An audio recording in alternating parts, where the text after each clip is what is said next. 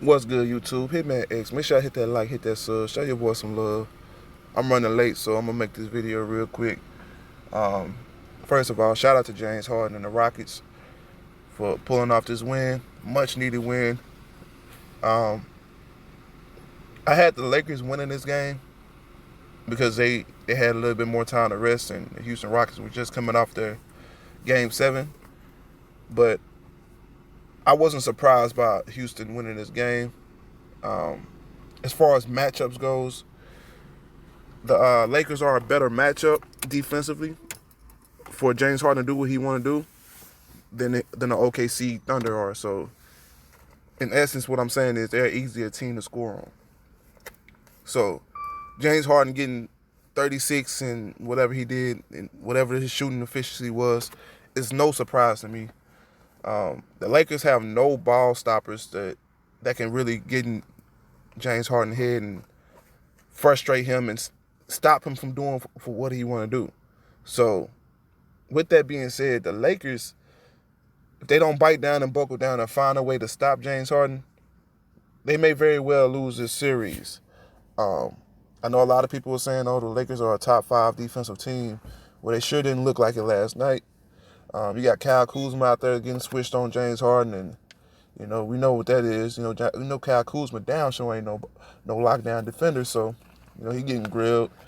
Um, KCP, whoever they threw at James Harden, was just getting fried. And like I was telling somebody, I ain't gonna say your name, but you know who you are.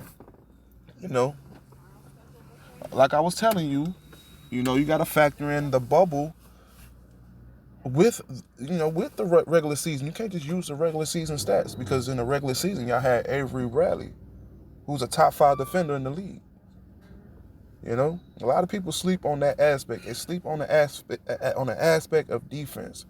The Houston Rockets came into this series as the best defensive team, the most efficient defensive team in the NBA in the bubble. You're as good as you were last game, not regular season. I can't keep looking at the regular season before the bubble as the barometer. No, you have to factor in the bubble because this is a whole different environment. This is a whole different aspect, and this is really a different Houston Rockets team that we're seeing. Completely different Houston Rockets team. So, and definitely a completely different Los Angeles Lakers team. Without a player like Avery Bradley, who you could trust to be left on the island, right? Without having a double team, without having to show your trap so quickly, like with Avery Bradley, for instance, right? You have him on James Harden. I'm not saying you're going to trust him one-on-one all the way because James Harden is still an elite scorer, but you can at least give a little bit of a cushion on that double team. So instead of trapping whenever James Harden goes into his move, you could trap whenever James Harden goes into the drive. So just missing that player alone and having Kyle Kuzma or KCP out there, now you have to trap a lot earlier before James Harden gets into his rhythm. And when you do that, you leave a lane open for Russell Westbrook or jump shots open for Robert Covington, Eric Gordon, whoever. Houston has too many weapons for you to trap James Harden.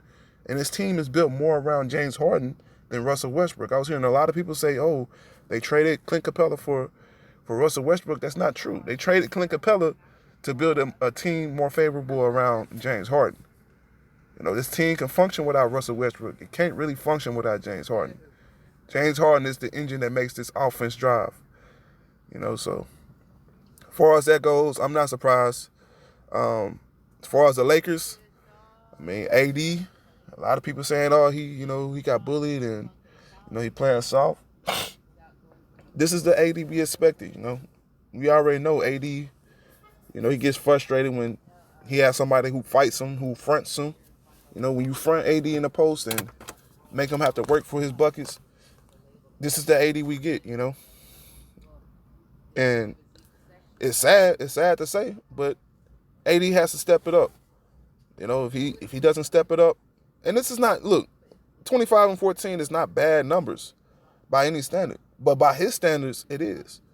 When you're a great player, when you're a Hall of Fame, a superstar, whatever you want to call him, You have to get it done. You have to step it up more. So, as far as AD, LeBron, this is on them, man. This series is up to them. They have to make the proper adjustments. So, that's all I got. Hitman next. I don't want to make it too long. Like I said, I'm running late. Hit that comment section. Let me know how you feel about this one. I'm out of here.